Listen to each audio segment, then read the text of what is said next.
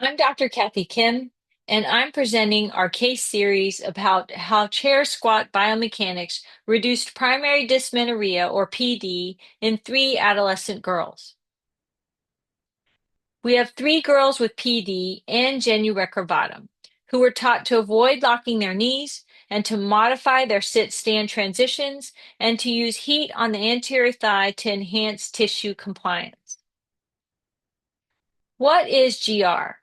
In simplest terms, it's when the knee extends past 180 degrees. It is also known as knee hypermobility and knee hyperextension. Individuals often acquire this banana knee deformity as well. Even with pants, the more severe knee is easily seen.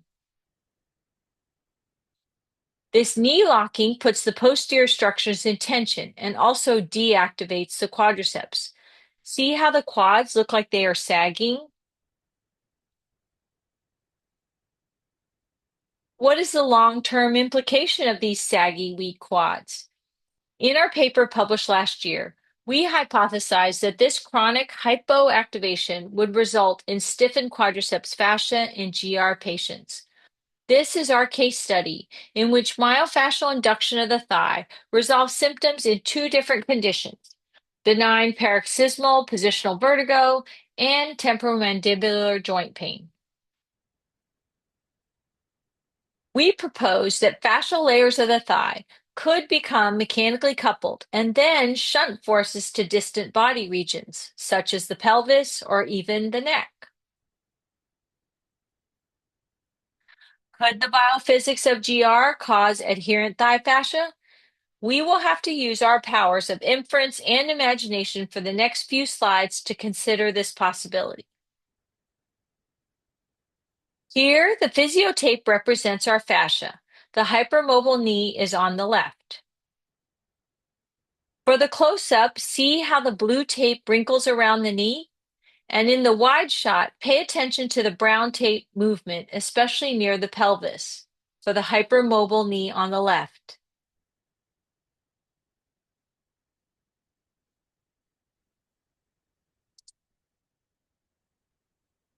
Here, the patient model is getting ready to lock her knees with my prompting.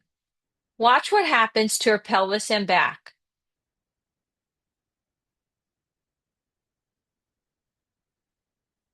Notice the wave of compensations it creates.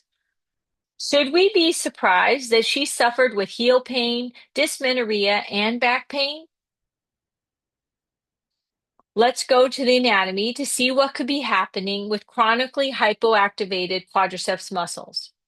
Here's a diagram of the retinacula cutis, the perpendicular fibers that connect the skin with the superficial and deep fascial layers. If the fibers are thin and long, they are more elastic and allow independent movement of the layers. But if they're short, they behave more like Velcro and transmit forces to the other layers.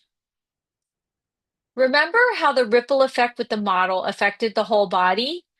But the whole body is not affected equally. According to the atlas, the thigh has more RC fibers than other body regions.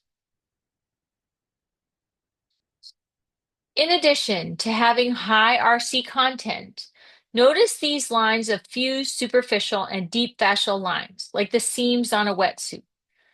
Try to imagine what could be happening to the RC fibers. Do you think that they would be thin and stretchy or short and stiff in the thighs of these GR individuals? How about in the green areas with a posteriorly rotated pelvis? I call it sitting on your cookies, which I'll show later. What if this high RC content makes the thigh fascia more susceptible to become adherent whenever there is hypomobility?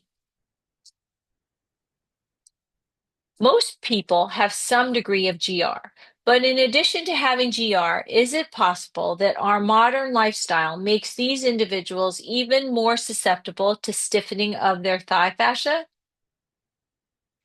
Let's compare what happens to the length of the thigh and lower leg musculature with squatting in our Western modern style on the left versus the original evolutionary way using our heels on the right.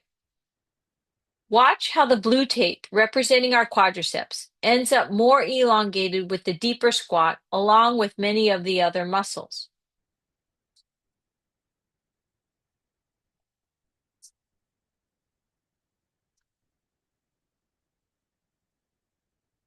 Which squatting technique promotes more multidimensional movement of the skin, RC, and fascial layers? On the far right, here's my 91-year-old mother demonstrating her lifelong ability, while on the left is what my American-born fascia could do. But thanks to fascial plasticity, I was able to get to the middle photo with a lot of work. Let's examine the difference in quadriceps activation depending on whether you use your forefoot or your heels. You can barely see quad engagement with use of the forefoot here, but it's much more robust with the use of the heel. Especially on the close-up view, you can see it easier. Imagine whether the RC fibers are being stretched or not.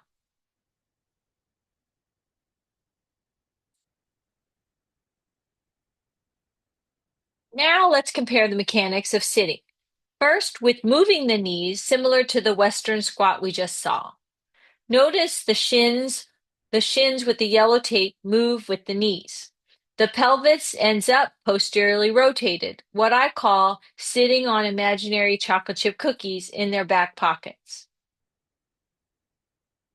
In the heel squat technique or closed kinetic system squat, the heels stay grounded, the shins do not move at all, and all the force is transmitted into the eccentric contraction of musculature. Notice the pelvis ends in a more neutral position. The girls were taught simply to use their heels. Do not move their knees, and for God's sake, do not crush the cookies. In this closed kinetic system squat, all the benefits are derived from the method to get to sitting and standing. It activates the quads and glutes to get muscle strength. You get multidirectional fascia mobility, and the eccentric contraction gets you elasticity. But there's one more modern life consideration that may affect our thigh fascia, especially for shorter people or children. When seat is the same height as the knee, i.e. the shank height, then the knee can bend to 90 degrees. The pants represent the leg fascia. At 90 degrees of flexion, we see the green ankle tape.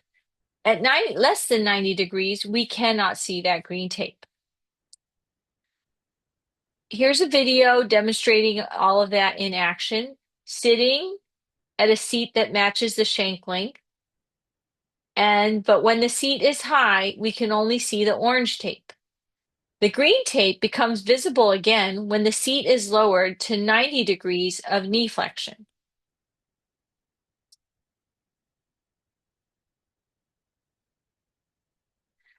The illustrations of the saggy quads, cookie crushing, and pants lifting was explained to the girls to help their understanding and adherence. After the first visit, all three had decreased pain with their next menses. The results suggest the girls were highly motivated. The mothers commented that they didn't hear the girls complain to them, and the concepts were relatable, no fancy terms. Interesting thing happened that the 14-year-old noticed the cramping return when she forgot about her knees. In summary, whether it is practical or not to teach legions of girls and women how to change their sitting mechanics, the results of this case series supports that the biophysics of GR could be a factor in the mechanism for PD, conceivably worsened by modern society biomechanics. In addition, individual characteristics such as severity of GR, standing jobs, tall chairs, and BMI could play an accelerant role. Think back to our model with the ripple effect from locking her knees. Here's a diagram from our published article proposing a cycle of fascial stiffening caused by GR's biophysics. Phew, we made it! Thank you to our multinational team, John, Luis Carlos, and Grail, and of course my daughter for showing us how to avoid sitting on our cookies. Thank you for this opportunity to share our research.